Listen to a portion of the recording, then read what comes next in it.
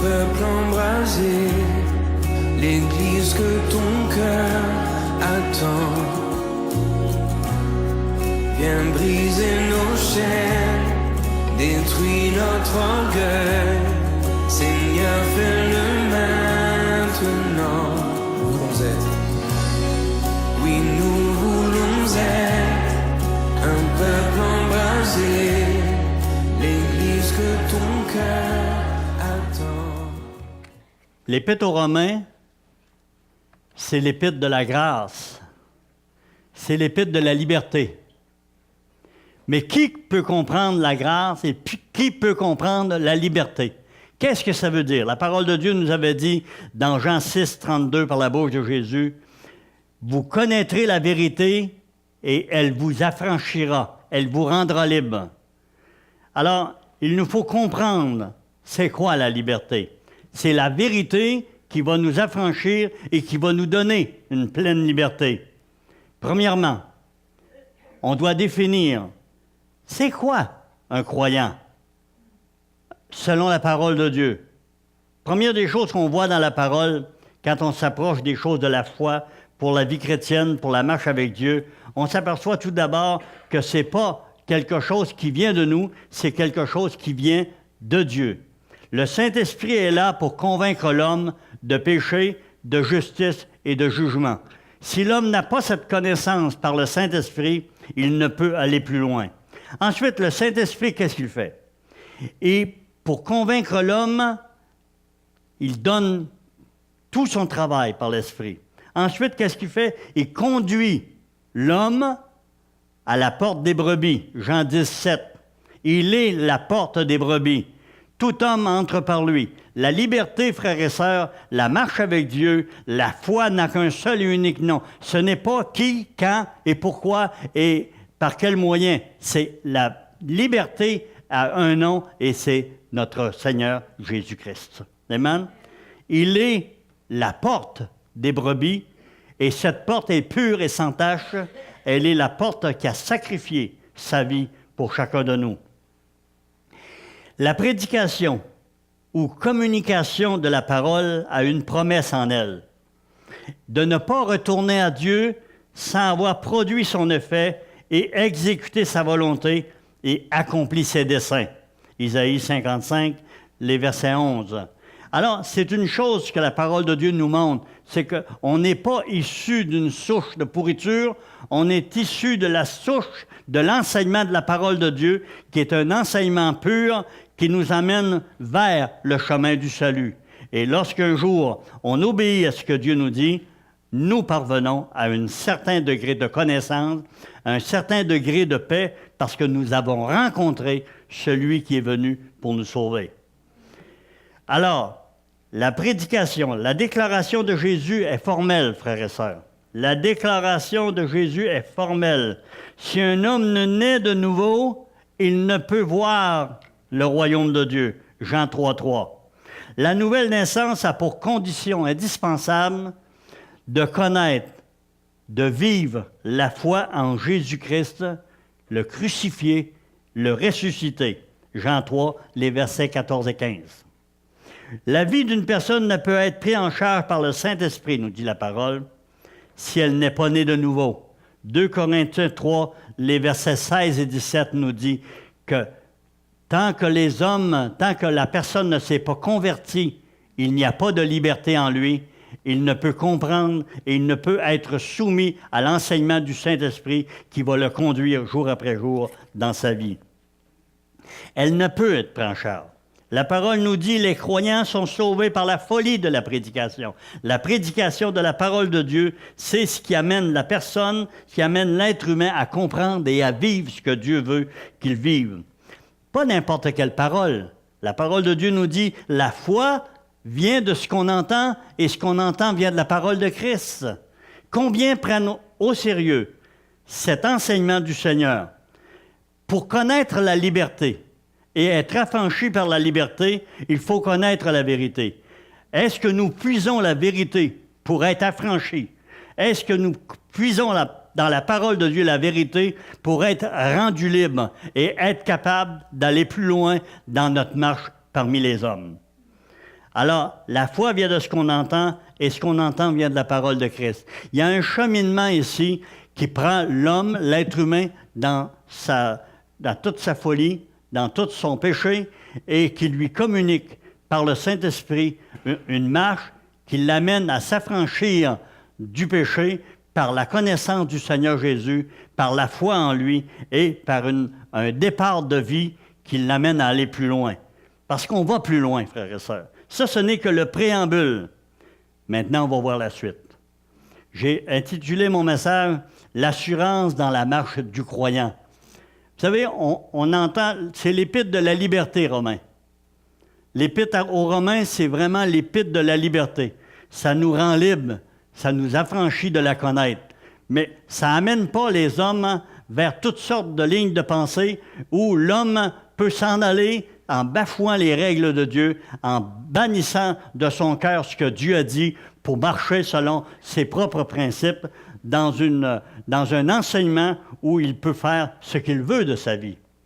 C'est pas ça la liberté, frères et sœurs. La liberté, c'est d'être affranchi de la connaissance satanique que nous avions reçue en Adam et qui se propage dans le monde aujourd'hui. De toutes les façons. Et elle prend de plus en plus de place. Je voyais cette semaine dans le journal, petit journal de la région aussi, une belle tradition vient de s'implanter à Montjoly, la parade de l'Halloween. Est-ce qu'on en est venu à une folie aussi grande de penser que la fête des sorcières, la fête des sorciers, la fête de la folie humaine, la fête démoniaque, de tout ce qui peut être contre Dieu est là sur le terrain? Est-ce qu'on va prendre ça comme tradition ou bien est-ce qu'on va lutter contre cette tendance à une tradition de mort? Les enfants, quelqu'un hier soir, une petite nièce a fait une sortie sur Facebook hier, mon épouse me le montrait, et elle parlait de la folie. Et elle donnait une photo, un genre de petite vidéo qui montrait un homme qui a mis sur sa pelouse des poupées et toutes sortes de choses. Ensuite, qu'est-ce qu'il a fait? Il a pris une scie mécanique, puis il a circulé au milieu de ça en coupant les têtes, puis en labourant ça. Puis il riait, et je croyais que les gens allaient dire à ma nièce, qu'elle n'est pas chrétienne en passant, et je croyais qu'il allait dire à ma nièce qu'elle avait raison, que c'est pas la fête de l'horreur. Les enfants n'ont pas besoin d'une fête de l'horreur, ils ont besoin d'une fête de l'amour, ils ont besoin de la joie. Bien, au contraire de ce que vous pouvez penser, les gens ont tous critiqué ma nièce d'avoir parlé ainsi. Alors, vous voyez, ça nous donne un peu la forme de vie, la forme de décadence dans laquelle on s'en va. Oui. Ils ont dit qu'elle était une bien triste personne. C'est elle qui est une triste personne. Pourquoi? Parce qu'elle empêche la folie, elle empêchait par ses paroles des gens de tourner en rond dans la folie démoniaque qui envahit l'humanité aujourd'hui. Alors, Romains 8.1. Ce matin, on a commencé par Romains 8, verset 1. Et Romains 8.1 est la suite du résultat, du cri du cœur de Romains 7, 24. Reculez quelques versets dans le verset chapitre 7 et voyez le cri de Paul. « Misérable que je suis, qui me délivrera de ce corps de mort? » Est-ce ce matin que parmi nous, il y a des hommes, des femmes qui ont le goût de le dire la même chose? Qui me débarrassera de ce corps de mort? Qui m'empêche d'honorer Dieu par ma vie? Qui m'empêche d'honorer Dieu par mes pensées néfastes, mes pensées diaboliques qui m'accablent? Qui dira la vérité ce matin? Qu'il a de la difficulté et qu'il a besoin d'être délivré de ce corps de mort. Nous voyons la réponse au verset 25, la réponse que Paul a trouvée. « Grâce soit rendue à Dieu par Jésus-Christ notre Seigneur. » Par Jésus-Christ notre Seigneur. Mais est-ce que Jésus-Christ, c'est simplement une personne statique, une personne qu'on met sur une statue, qu'on met sur un piédestal et qui n'a plus rien à dire, il a tout fait, et nous maintenant, on marche selon notre propre volonté. Tu es là, tu nous regardes, ça suffit, nous marchons selon nos principes. La parole de Dieu nous donne un chemin à travers ce que nous allons lire ce matin, et nous devons comprendre ce chemin si nous voulons rester debout et si nous voulons marcher jusqu'au bout dans notre foi en Jésus-Christ. Alors, Romains 8.1, nous dit, c'est le résultat, nous montre que c'est le résultat du cri de cet homme, Paul.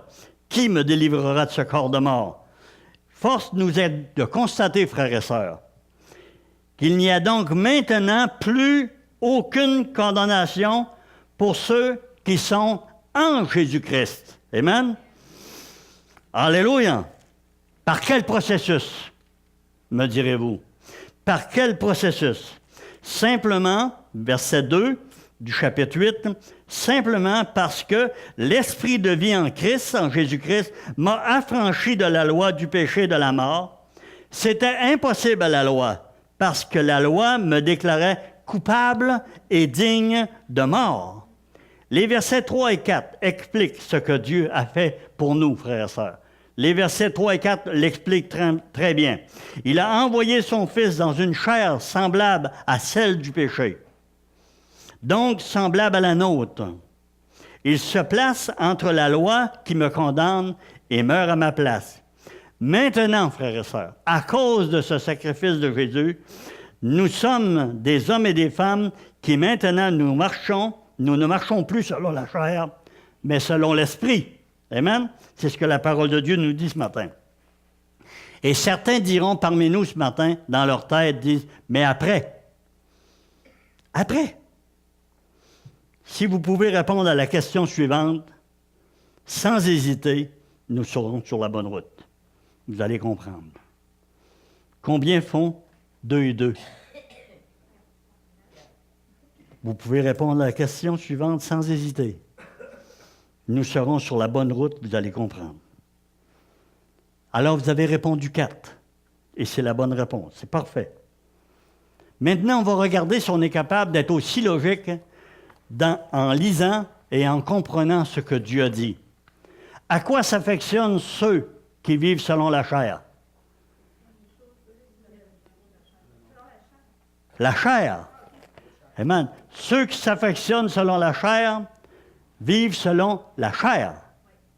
À quoi s'affectionnent ceux qui vivent selon l'esprit? Les choses de l'esprit. Encore là, vous avez une très bonne réponse, frères et sœurs. Maintenant, l'affection de la chair obtient quel résultat? Bonne réponse. L'affection de l'esprit obtient quel résultat? Bonne réponse. Alors, ça va bien ce matin, hein? On est sur la même longueur d'onde. Tout le monde est sur la même longueur d'onde. On comprend toute la même affaire. Pourquoi? Parce que c'est écrit noir sur blanc. Amen? Mais lorsqu'on regarde à nos propres vies, lorsqu'on regarde autour de nous, lorsqu'on regarde à l'état et l'attitude de l'Église aujourd'hui dans le monde et ici, dans notre ville et en nous, nous voyons une chose que c'est probablement pas si facile à comprendre que ça. Alors, quelques-uns vont me dire, oui, mais pourquoi une épée de paix? L'affection de l'esprit obtient quel résultat? La vie et la paix. Et plusieurs peuvent me dire ce matin, pourquoi je n'ai pas de paix? Pourquoi la paix n'est pas en moi? Pourquoi le long de la journée, je n'ai pas de paix? Pourquoi je marche puis que le soir, je n'ai pas de paix? Pourquoi la nuit, je me réveille puis je n'ai pas de paix? Je n'ai pas de repos? Il n'y a pas de compromis. Il n'y a pas de compromis. Dieu va nous expliquer qu'est-ce qui fait qu'on n'a pas de paix et pourquoi on n'a pas de paix. Suivant le raisonnement d'une raison possible. Si je suis cette personne dont on parle, si je suis cette personne dont nous suivons la route ce matin, voici les choix d'analyse qui s'offrent à moi. J'ai accepté Jésus comme sauveur, mais est-ce que je l'ai fait Seigneur de ma vie? J'ai accepté Jésus comme sauveur, mais ce matin, la question que je dois me poser à moi, et la question que je vous invite à vous poser chacun de vous, est-ce que j'ai fait Jésus Seigneur de ma vie? Est-ce que c'est lui qui règne sur moi? Est-ce que c'est lui qui dirige mes pas? Est-ce que c'est lui qui me parle et moi j'obéis? Est-ce que c'est lui qui dit, marche comme ceci et tu auras tel résultat? Est-ce que je dis oui à son résultat ou est-ce que je dis non, j'en veux pas?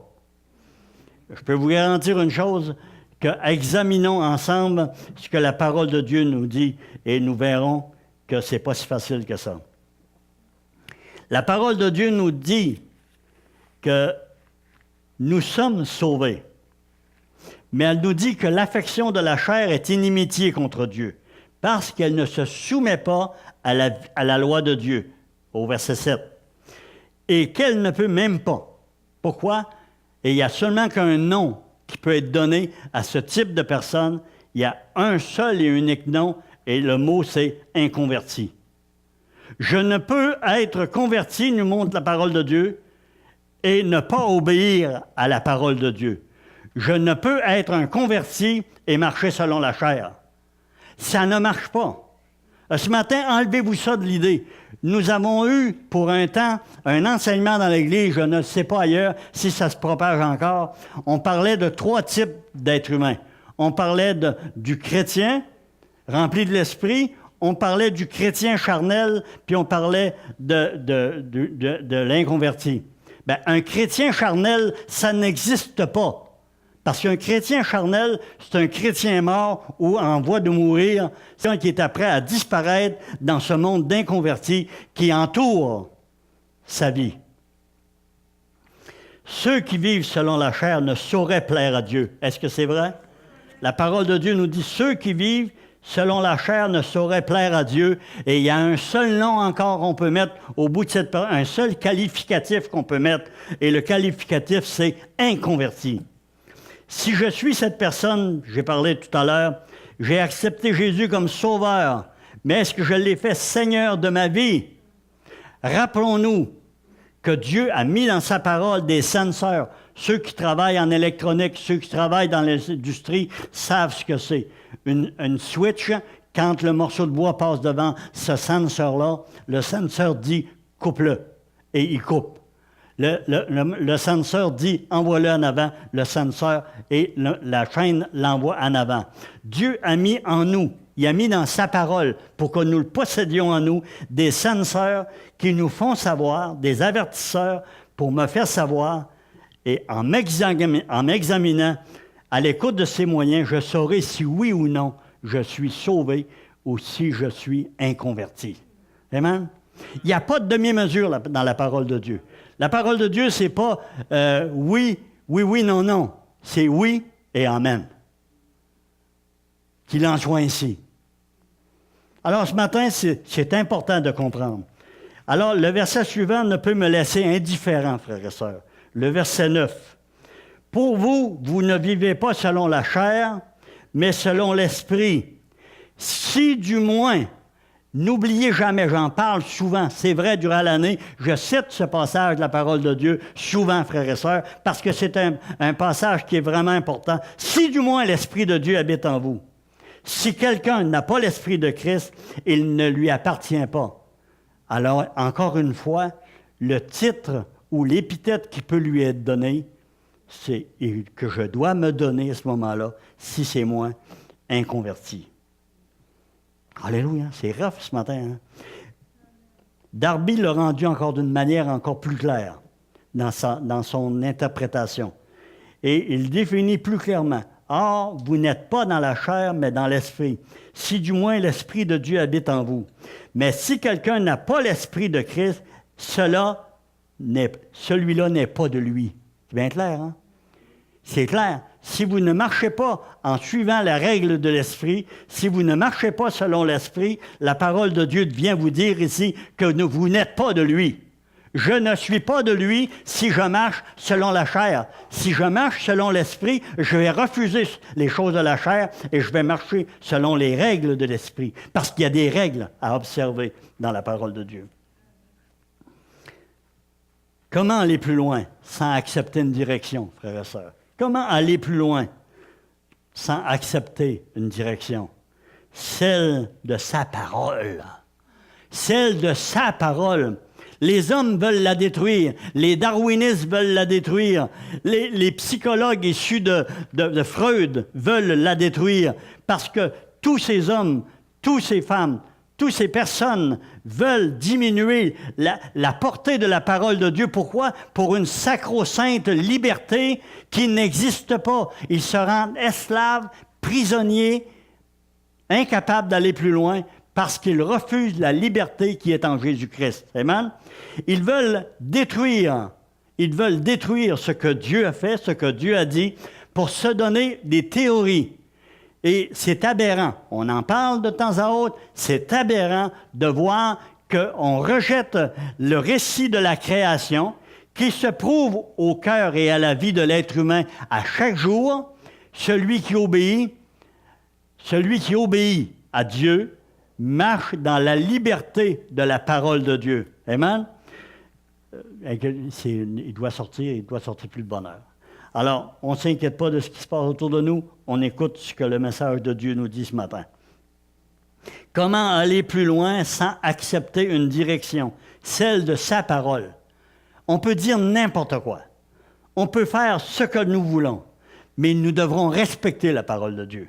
Si nous voulons être des hommes et des femmes qui peuvent répondre oui et amen au consensus que la parole de Dieu va nous montrer ce matin.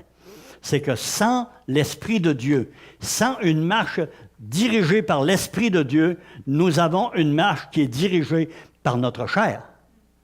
L'Esprit de Dieu seul a la capacité de m'instruire, de me faire connaître par des senseurs bien placés en moi que je suis off ou si je suis on. Amen? Comprenez? Alléluia! Comment aller plus loin sans accepter ces directions, frères et sœurs? On va regarder un texte bien défini, que vous connaissez aussi. Dans 1 Jean 3,9, ça nous dit « Quiconque est né de Dieu ne pratique pas le péché, parce que la semence de Dieu demeure en lui, et il ne peut pécher parce qu'il est né de Dieu. » Il y a un mot ici qui a été donné et qui est important de connaître, « pratiquer ». Il y a une différence entre tomber et pratiquer. Toute personne, tout enfant de Dieu qui tombe dans le péché a l'assurance de Dieu que s'il va devant lui pour lui demander pardon, il lui pardonne. Amen? Il nous a assuré que toutes nos petites débâcles, que tous nos petits manquements, Dieu nous les pardonne. Mais si nous pratiquons, si nous vivons en pratiquant le péché, la parole de Dieu nous dit que nous ne l'avons pas vu, nous ne l'avons pas connu. Amen? Alléluia. Voici ce qu'il nous dit Éphésiens. Un autre censeur qui nous est mentionné dans la parole de Dieu. Éphésiens 4, 17 à 21. Et ça, peut-être que vous pouvez venir, on va le lire ensemble. Et c'est important. Éphésiens 4, 17 à 21. Voici ce que je dis et ce que je déclare dans le Seigneur. Vous ne devez plus... Ici, ça s'adresse aux enfants de Dieu. C'est Dieu qui parle à ses enfants. Voici ce que je dis, ce que je déclare dans le Seigneur. Vous ne devez plus marcher comme les païens qui marchent selon la vanité de leurs pensées. Ils ont l'intelligence obscurcie, ils sont étrangers à la vie de Dieu à cause de l'ignorance qui est en eux, à cause de l'endurcissement de leur cœur. Ayant perdu tout sentiment, ils se sont livrés au dérèglement pour commettre toute espèce d'infamie, d'impureté jointe à la cupidité. Mais vous, ce n'est pas ainsi que vous avez appris Christ, si du moins vous l'avez entendu. Et si, conformément à la vérité qui est en Jésus, c'est en lui que vous avez été instruits à vous dépouiller. Amen? La parole de Dieu est claire, frères et sœurs. Il y a un passage de la mort à la vie, il y a un changement de direction qui doit s'opérer dans la vie de l'être humain sous la direction du Saint-Esprit, et ça doit être accepté par l'esprit de l'homme, ça doit être accepté par le cœur de l'homme pour que le Saint-Esprit puisse continuer à le servir en lui donnant la lumière sur tous les textes de la parole de Dieu. Amen? Vous, ce n'est pas ainsi que le Seigneur vous l'a appris, que vous l'avez appris. Si du moins, encore une fois, frères et sœurs, si du moins vous l'avez entendu, et si conformément à la vérité qui est en Jésus, c'est en lui que vous avez été instruits, affranchis, libérés. Amen? Il y a une direction claire ici. Dans Romains 8, les versets 13 et 14, ça nous dit « Si vous vivez selon la chair, vous mourrez.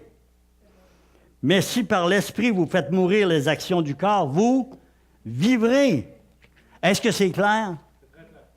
il n'y a pas plus clair que la parole de Dieu, frères et sœurs. Car tous ceux qui sont construits par l'Esprit de Dieu sont fils de Dieu. Est-ce que nous marchons par l'Esprit de Dieu, frères et sœurs? Est-ce que nous marchons vraiment par l'Esprit de Dieu? Est-ce que nous avons tellement de difficultés à nous débarrasser des problèmes de nos vies parce que nous sommes sans intelligence? Je ne le crois pas, frères et sœurs.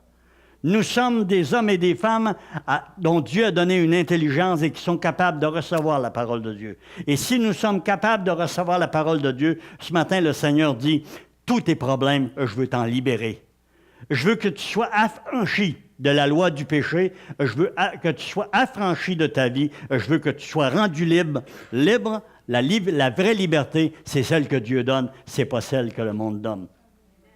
Et j'entendais quelque chose ce matin qui m'a vraiment béni d'entendre d'une conversation qui était donnée par un homme de Dieu. Puis il disait, qu'est-ce que le monde a fait, frères et sœurs? Qu'est-ce que le monde a fait? Qu'est-ce que le peuple de Dieu, qu'est-ce que le monde chrétien dans l'Occident a fait? Tous les problèmes reliés aux faux enseignements viennent des universités dites chrétiennes. Dans ce monde européen, ce monde américain, du sud ou du nord, c'est de là que viennent toutes les folies, comme le darwinisme, comme le marxisme, le léninisme et tous ces pensées qui sont venues d'un monde de l'orthodoxie chrétienne, du catholicisme et autres souches religieuses apostates qui ne marchent plus avec la parole de Dieu. Et ces hommes ont voulu s'affranchir en se donnant l'illusion d'une liberté.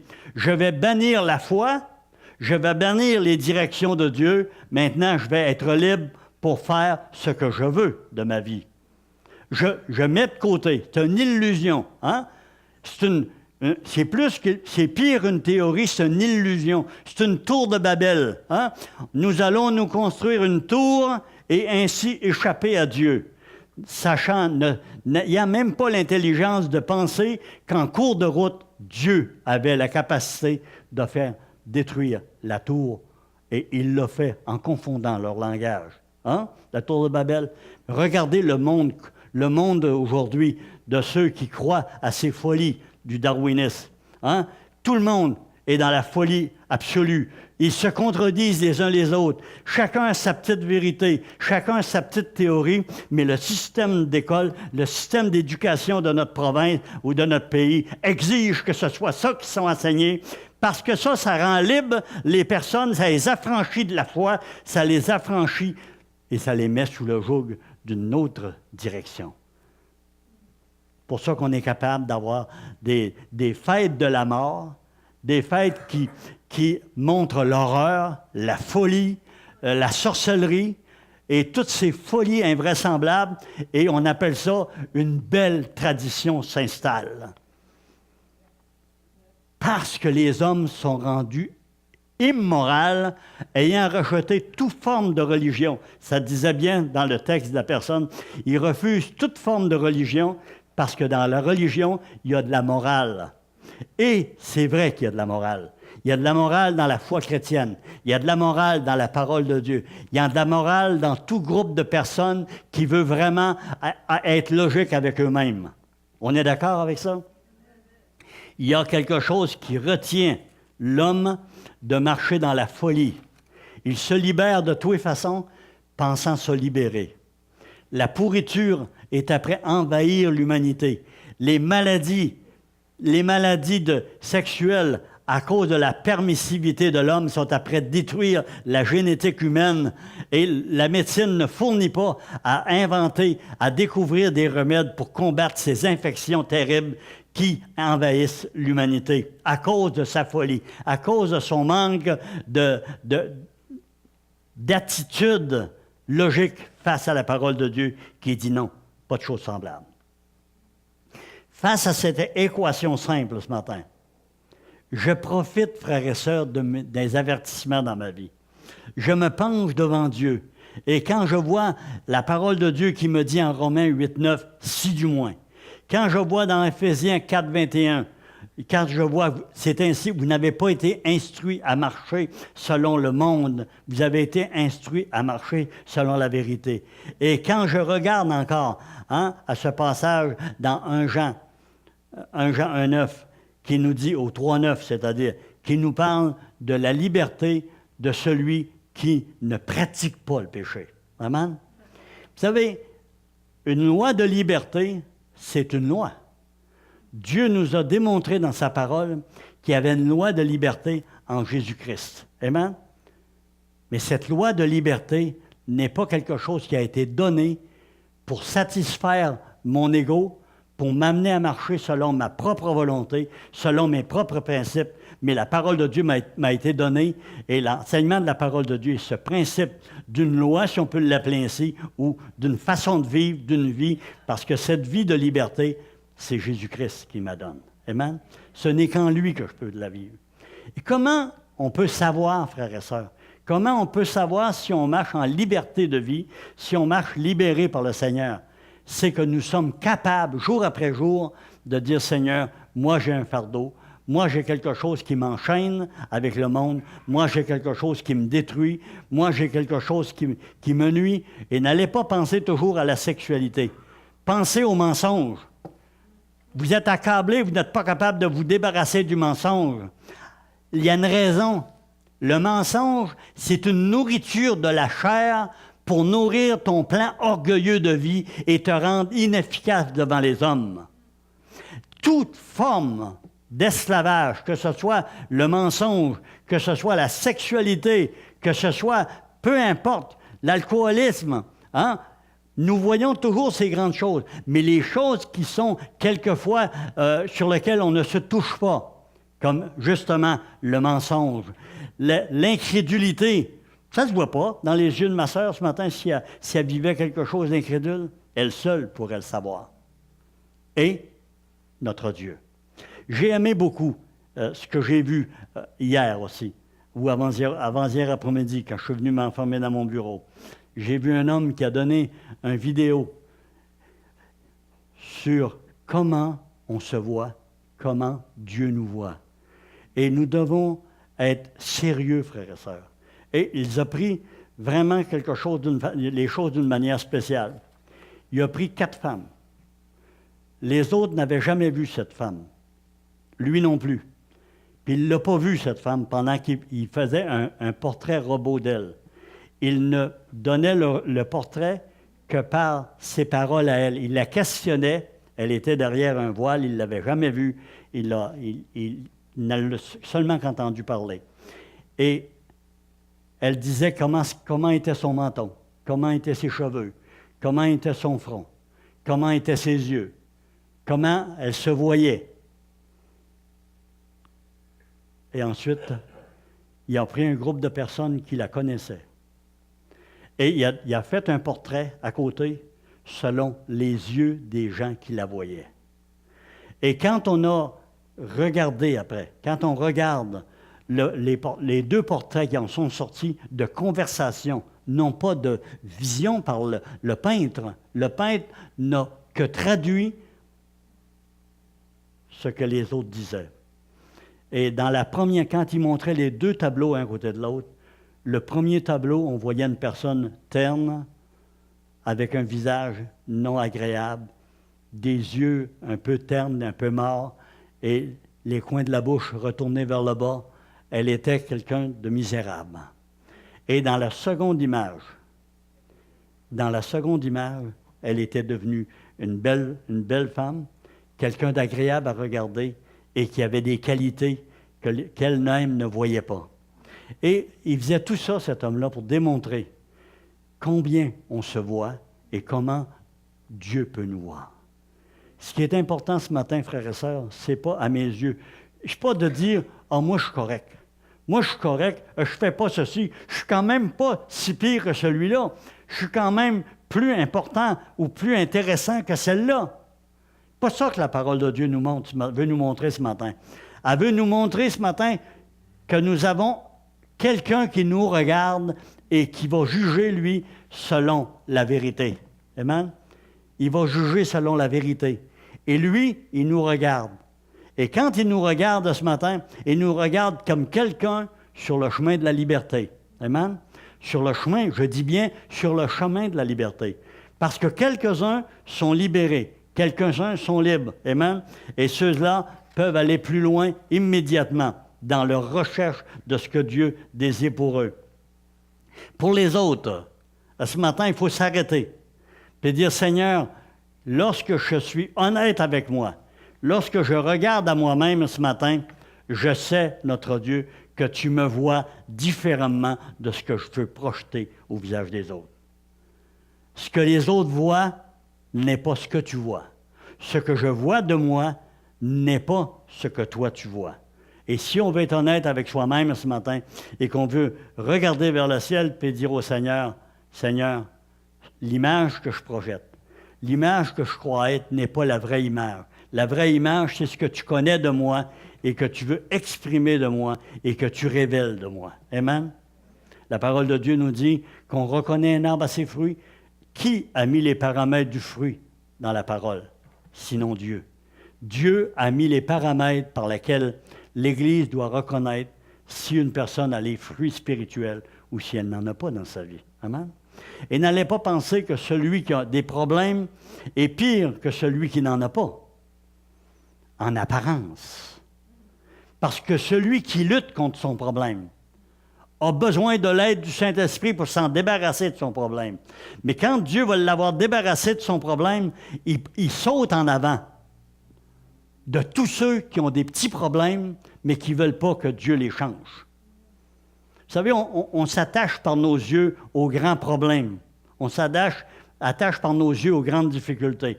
Mais il y a énormément de points dans nos vies, énormément de difficultés que Dieu voit et qui dit à partir d'aujourd'hui, tu dois t'en débarrasser. Et ça, chacun de nous, frères et sœurs, il ne faut quand même pas être... On n'est pas aveugle. Hein. On se connaît soi-même. On sait comment on est retenu et comment on a de la difficulté à marcher avec Dieu selon la parole de Dieu. La parole de Dieu nous dit ce matin, celui qui marche par la chair va hériter de la chair de corruption.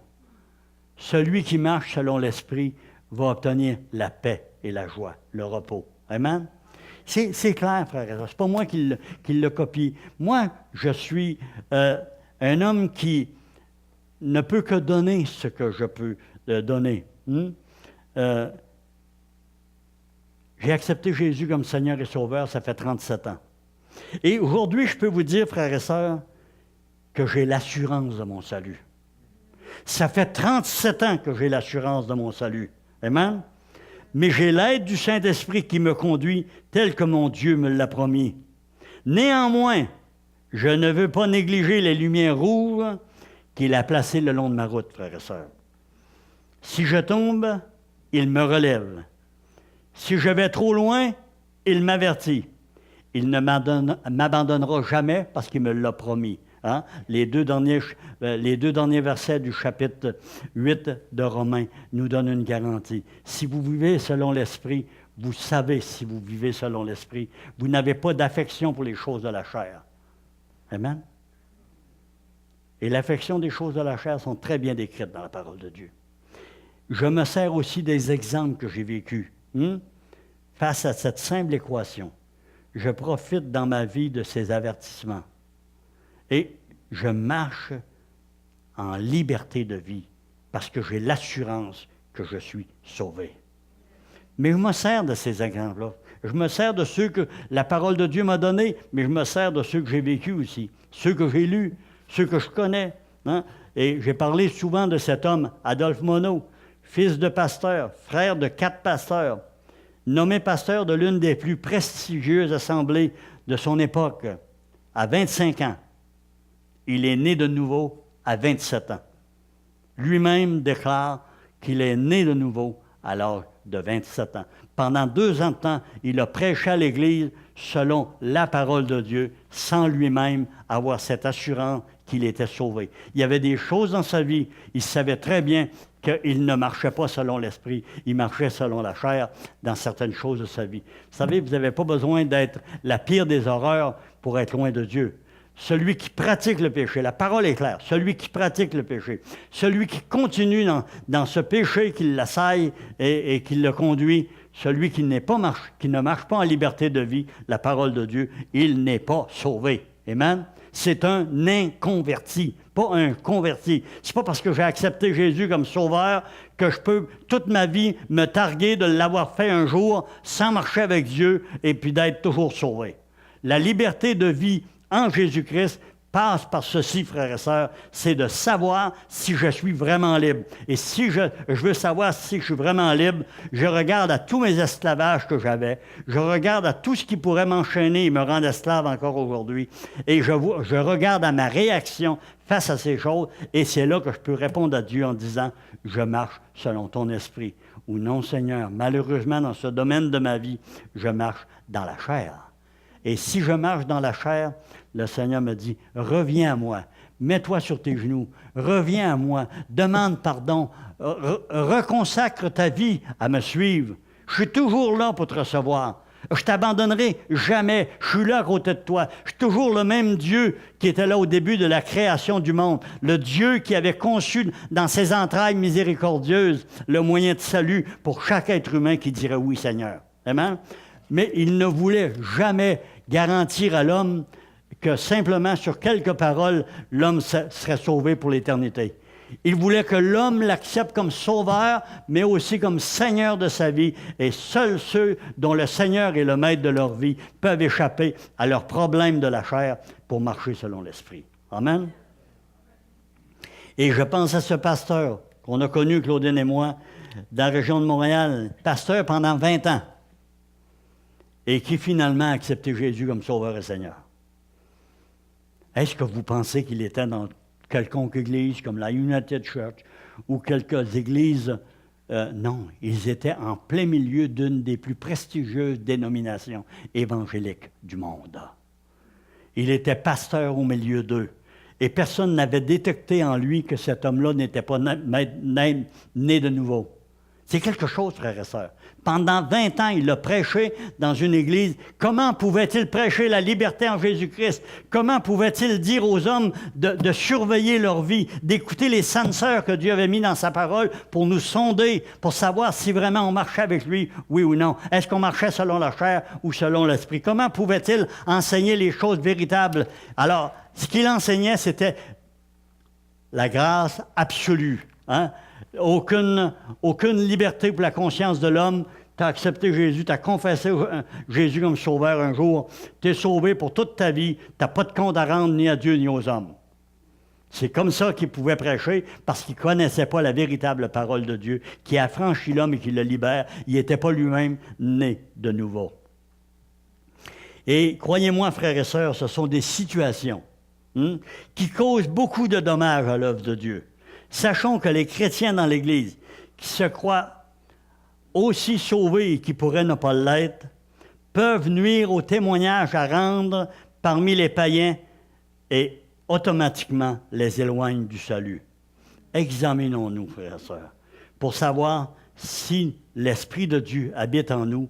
Est-ce que nous vivons vraiment selon l'Esprit ou si nous vivons selon la chair? C'est important ce matin. Alors, où sont ces dizaines d'ouvriers que nous avons connus? Et je suis vraiment, vraiment conservateur en parlant de ces dizaines d'ouvriers. Et moi, je pourrais vous dire où sont ces centaines d'ouvriers au Québec qui se sont détournés de Dieu pour vivre des vies sans vie. Où sont-ils? Où sont-ils? Comment se fait-il que ces hommes qui ont prêché l'Évangile, aujourd'hui, même blasphèment, rejettent le plan de Dieu, marchent selon leurs propres principes, selon leur propre vie à eux, ayant refusé et étant un témoignage épouvantable pour ceux qui les entourent. Tout un groupe de ces hommes à Montréal, aujourd'hui, enseigne que l'homosexualité, c'est pas grave devant Dieu. Dieu les aime, Dieu les aime, c'est-à-dire. Où sont ces dizaines d'ouvriers, pour ne pas dire ces centaines? Voici le verdict de Jésus, frères et sœurs. S'il s'était laissé avertir, il aurait pu changer de direction. Ils n'ont pas accepté la direction de la parole de Dieu, ils ont marché selon leurs principes.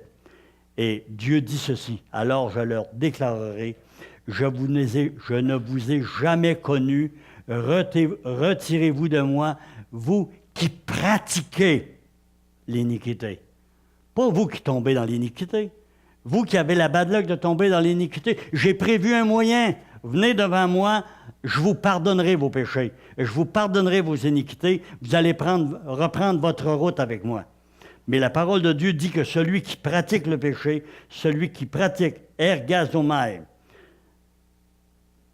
pratiquer, celui qui pratique, celui qui s'adonne au péché, celui qui reste dedans, celui qui n'a pas de remords de conscience du péché dans lequel il vit, il ne croit pas qu'il soit sauvé. Qu'il ne mette pas dans son cœur, dans sa tête qu'il est sauvé. Il n'est pas sauvé. C'est un inconverti. Même si on lui a dit, même s'il a confessé Jésus, même s'il a passé par les eaux du baptême 10 fois, s'il ne marche pas selon la liberté de vie en Jésus-Christ, il est perdu. Pourquoi? Parce qu'il refuse le plan de Dieu pour sa vie. Christ a donné un plan magnifique, un plan parfait. Il nous a mis sur le chemin du salut et nous n'avons qu'à marcher dedans. Est-ce que vous êtes d'accord avec moi? Il nous a donné ce chemin du salut. Alléluia. Si je tombe, il me relève. Si je vais trop loin, il m'avertit. Jamais il ne m'abandonnera. Même le pire des scélérats du monde entier, jusqu'à sa mort, jusqu'à ce qu'il rende son soupir à Dieu, peut se repentir. Amen. Mais trop d'hommes, trop de femmes marchent dans cette pensée, j'ai encore le temps. C'est toujours possible. Hein? Dieu va me donner le temps. J'ai tellement vu d'hommes, tellement vu de femmes. Et vous en connaissez aussi, qui ont refusé la grâce de Dieu, pensant d'avoir le temps, mais ils n'ont pas eu le temps. Une vilaine accident d'automobile, une crise de cœur, un accident d'avion ou autre, et c'est fait. La personne n'a jamais eu le temps de réaliser qu'elle partait de la mort à la mort, au lieu de partir de la mort à la vie. Amen. Nous sommes dans une enveloppe qui aime la chair. Le corps est capable de nous conduire dans tous les désirs de la chair. Mais l'esprit de vie en Jésus-Christ m'a affranchi de tout cela si je regarde à lui puis que je prends Jésus-Christ. Le seul moyen, c'est Jésus-Christ, frères et sœurs. Le seul moyen d'être affranchi de tout, c'est Jésus-Christ. Et si je m'éloigne, Christ, pardonne-moi. Si je me fourvoie dans ma vie d'une façon ou d'une autre et je m'en aperçois, je dis Seigneur, je me suis égaré loin de toi. Et je veux revenir à toi. Et frères et sœurs, savez-vous comment commence dans ma vie la froideur et comment je peux me rendre compte? Un des moyens, je vais vous donner des petits moyens bien simples. Quand vous n'avez pas le désir de venir vous réunir avec vos frères, puis que vous en avez la capacité, vous commencez à avoir des problèmes. Quand vous n'avez pas le goût de venir prier, quand vous n'avez pas le goût de venir trouver les autres pour vous instruire de la parole, vous commencez à plier les genoux. Pourquoi? Parce que le Seigneur nous donne de comprendre que les désirs qui sont les siens sont des désirs que nous devons suivre. Amen? Et le Seigneur nous dit dans la parole que nous devons rechercher à le servir. Est-ce que je me fiche des âmes perdues autour de moi? Je commence à avoir un gros problème. Est-ce que je prie pour les autres? Est-ce que je prie pour mon assemblée? Man, les choses de l'esprit sont là pour m'y guider. Si jamais je n'ai pas le désir, je ne pense même pas aux autres croyants de l'assemblée durant la semaine. Je ne pense pas à rien pour eux. J'ai rien pour eux. Posez-vous des questions. Posez-vous des questions, frères et sœurs. On est sur une pente descendante. Il nous faut regarder à des choses simples, parce que les choses profondes, comme on vient de parler ce matin, ça prend un certain temps pour les capter, pour les appliquer à notre vie et les vivre.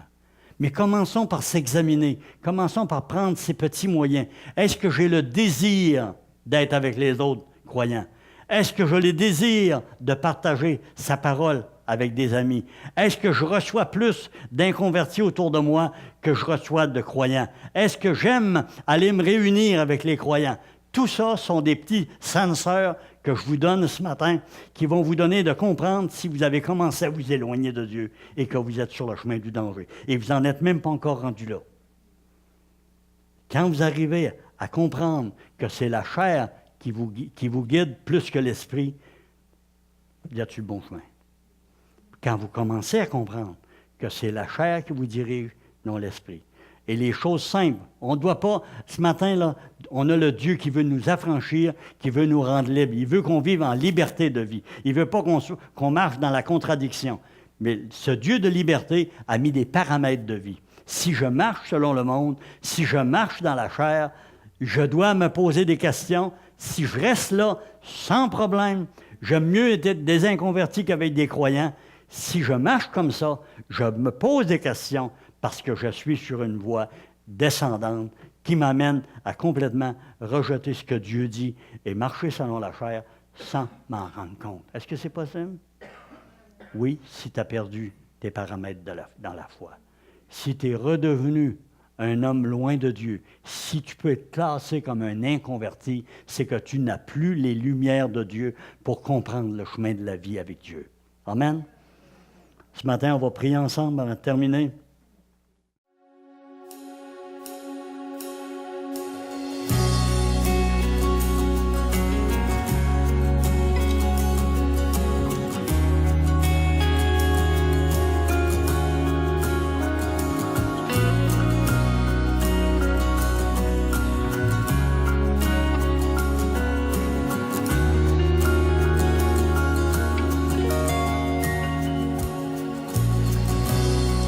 Oui, nous voulons être un peuple embrasé, l'église que ton cœur attend. Viens briser nos chaînes, détruis notre orgueil. Seigneur, fais-le maintenant. Nous voulons être. Oui, nous voulons être un peuple embrasé, l'église que ton cœur attend. Viens briser nos chaînes, détruis notre orgueil. Seigneur, fais-le maintenant. Notre Père plein de bonté, nos cœurs à toi s'abandonnent. Pour ce monde que tu as tant aimé, Seigneur, voici nos couronnes.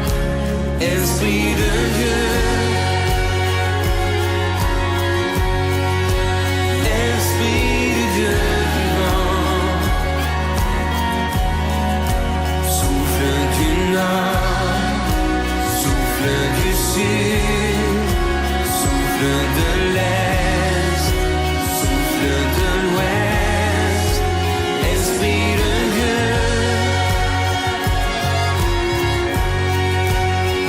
Esprit de Dieu vivant, souffle des quatre vents et descend sur nous. Envoie ta puissance. Envoie ta puissance.